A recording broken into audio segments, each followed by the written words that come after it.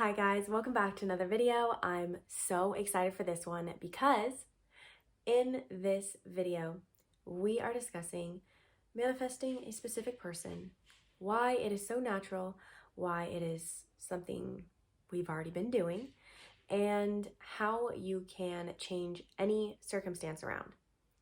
Let's talk about it.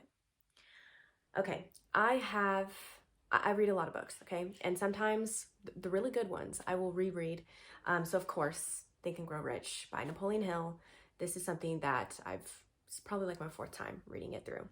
And of course, the best teacher in life is experience. So when I'm going through an experience and I've learned from something and then I go back and read the book, I'll gain a completely new perspective. And I wanted to share this with you guys because it is so important. It is everything.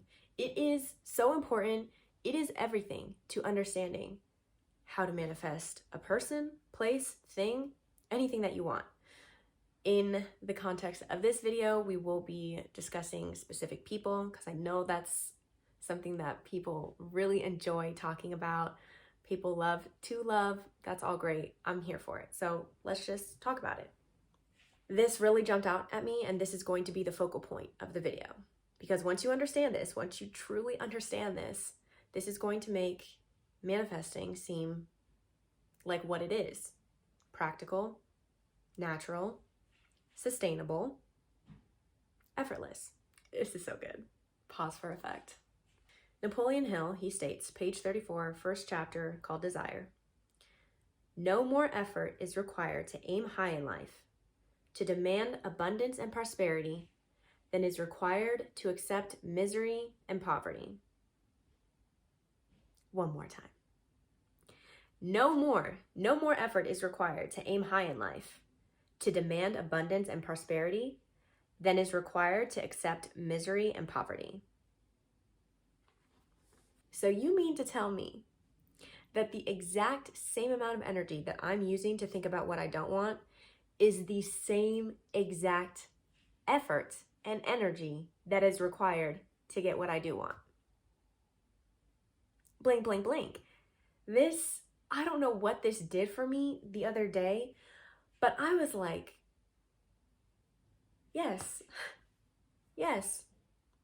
For somebody to say that you can or cannot do something, it baffles me. I'm receiving clients now which by the way, if you want one-on-one coaching, I'm more than happy to do. I love talking to you guys. Something that I've come across, it's kind of been a generalization, so I'm not going to go into any specifics, but clients that are feeling as though this isn't real, feeling as though manifestation is either woo-woo or they don't have belief in it. They're not seeing results, and when they do see the results, it happens in such a way that, oh, that would have happened anyway. But would it? Because see here, this phrase right here is really all this is all you have to know, in my opinion. It takes the same amount of effort to think what you don't want as it does to get what you do want. If you are thinking about an area of your life and you don't like it, then you don't like it, and your subconscious mind it loves you so much. It will give you any type of information to prove you correct. Your brain, your subconscious mind, will give you proof and will put people in your life. The universe will put these experiences in your life to show you that you are true. So let me go a little bit further, because I'm here making this video to tell you that you can manifest a specific person. It is a very natural circumstance to happen. In fact, especially if you're manifesting an ex, you already did it. You've done it before. You can do it again. All it takes is repetition. And I urge you to think about what you were thinking about the person when you first met them versus what you're thinking about them now. All it takes is train of thought. That's all it takes. And it does not take that much effort. The amount of effort that you're putting towards thinking poorly is the same amount of effort that you can put into thinking highly. Napoleon Hill, he goes on to say, kindle anew in your mind the fire of hope, faith, courage, and tolerance. Hope, faith, courage, and tolerance. There's a difference between wishing for a thing and being ready to receive it. No one is ready for a thing until he believes he can acquire it. The state of mind must be belief, not mere hope or wish. This is important. Open-mindedness is essential for belief. Closed minds do not inspire faith, courage, and belief. I'll repeat those two sentences. Open-mindedness is essential for belief. Closed minds do not inspire faith, courage, and belief. What does that mean? That means you have to be willing to try. You have to be willing to try. And this is something that I have seen. If you are trying something out for a week, 2 weeks, and you give up, according to Neville Goddard and the Bible, that's called a sin. Okay, that's missing the mark. That's translated. Sin is translated to missing the mark. The only reason why, and Neville Goddard has says this as well, the only reason why something does not materialize and manifest into the 3D is because you decide that you aren't going to get it. That is the only reason why something does not materialize. So then it comes down to, okay, well, how do I get this belief? How can I believe in something that I've seen so many times? Like the circumstances are just, they're not changing, even though they are. They're not changing, or I'm not seeing evidence. I'm not seeing proof. I got you. I got you in this video. It's jam-packed, okay?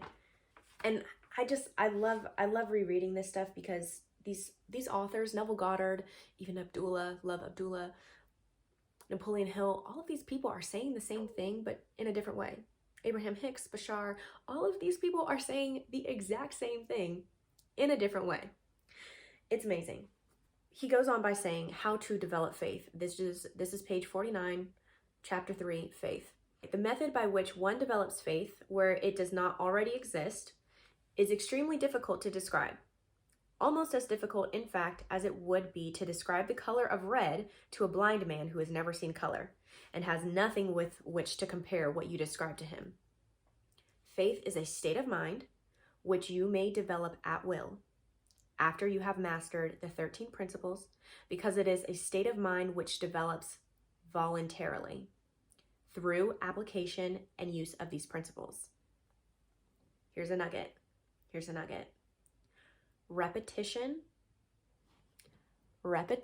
of affirmation of orders to your subconscious mind is the only known method of voluntary development of the emotion of faith. Let me go back to open-mindedness. If you are not open-minded, this video is not going to work for you. But to those that have an open mind and are listening and really hearing what I'm saying, they're going to hear it and be doers. Faith without works is dead. So when you hear this and you are now noticing that, oh shoot, no more effort is required. All I really need to do is shift my thoughts. And yes, it may feel uncomfortable at first, but like actually the amount of effort that I'm putting into saying that I can't have something is the same amount of effort that I can put into saying that I will have it. And what if it did happen for me? And having that amount, that small mustard seed of faith, that open-mindedness to actually prevail and to actually persevere in your affirmations will create faith. You have to start somewhere. This is what the law of attraction is. It is creating momentum. We're talking about vibration. We're talking about energy. When you can look at life, when you can look at your reality in terms of vibration, energy, and frequency, it will all make sense. It will all make sense. Manifesting a specific person is natural. You've already done it before. You are doing it now. The people in your life right now, you have created them. Autosuggestion is a real thing. All you have to do is affirm those things. I prefer, this is action items now. We're going into action items. What I would suggest is right before you go to bed, think about what you would like your life to be like. What you would like your life to be like. And if you can, put emotion into that. Put emotion into how you would like to live your life. That may come into the form of visualizations, your auditory sense, aka the law of thought transmission, when you hear somebody talking to you. It could be olfactory, it could be, which is smell, it could be tactile, which is touch. You can, with your imagination and by using faith and persistence, there's literally nothing that you cannot be, do, or have. It's up to you to decide.